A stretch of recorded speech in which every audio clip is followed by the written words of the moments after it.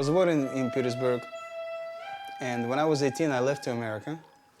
And in America, I lived almost for 7 years. And in 1995, I left to Israel.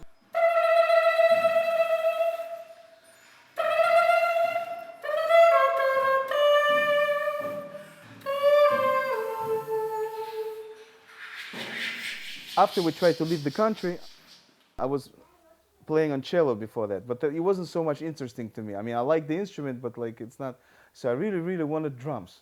So my father, he really, really realized that there's nothing to, he can't avoid it. He's got to buy a drum set and send me to some kind of school because I was hitting with the pencils all over the house all the time and hearing music, doing, like whatever. So he sent me to the school, and I went through the test.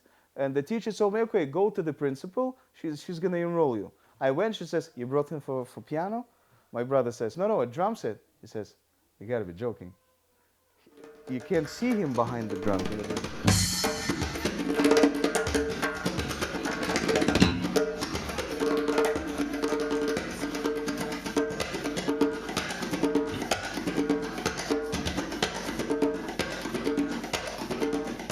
Well, in Russia, I was introduced by certain accident to heavy substances, and in America, I never did that, but I was always liked this, like about the psychedelic 60s, the LSD, and I really wanted to do it. And every time when somebody gave it to me, like he says only one, and I took two davka, like I took two hits instead of one, and it was like really some trip. And so after this. Also, when I got across some other substances that are much more dangerous, like heroin or whatever, I had a couple of overdoses, which was a miracle that I stayed alive.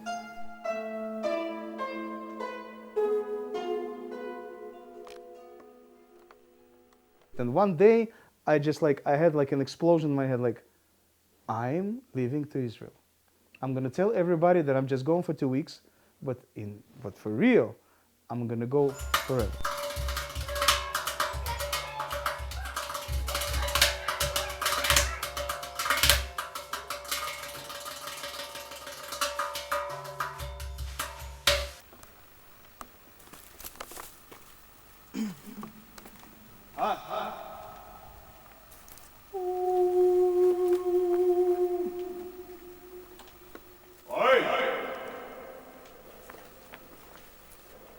When I came to Israel, I was like, I met with my friends and mamash like cold turkey. Like I didn't go to no rehab, nothing. Just 1 week. I was, went to Tzfat.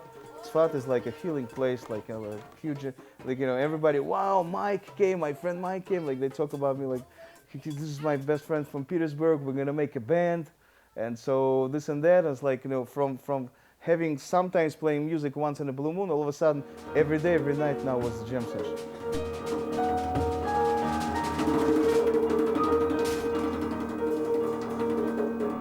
In the beginning, I really felt like I want to keep Shabbat.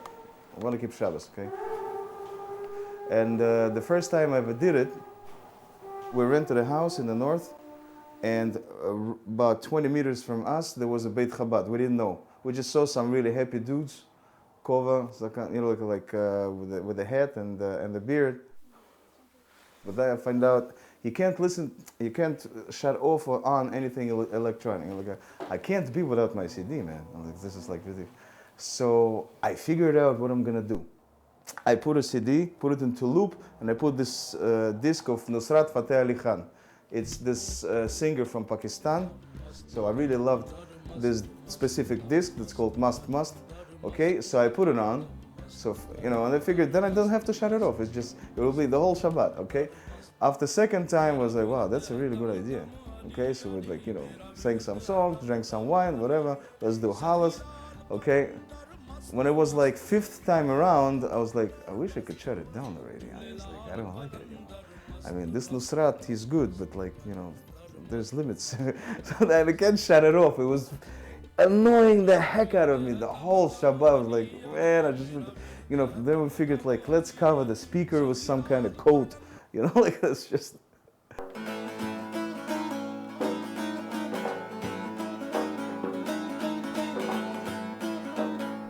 It didn't touch me, nothing, like no Bhagavad Gita, no pranayama, no book of changes, nothing. Because I was looking all over the place. Not only drugs, also different cultures.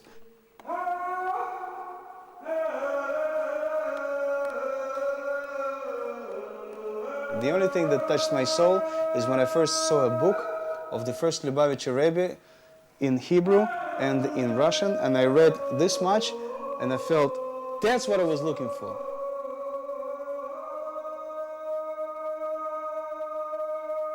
As soon as I realized what Torah is and what it is for me, and what it is for the Jewish people, and what it is with music and Torah, and it's the same, or pretty much the same thing. And so it's not only intellectual, it's like emotions and music. So what I realized is that after I found for myself that I'm Jewish and that is who I am, then all these drugs became irrelevant to me. They just don't, it's not interesting anymore.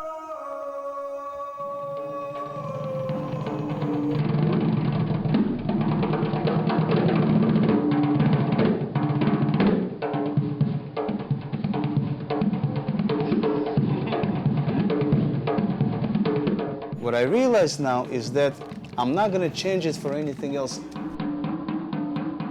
With God's help, obviously, but like I don't want anything else. Like it's the main thing for me because that is who I am. The essence of me is this. It's music and Torah.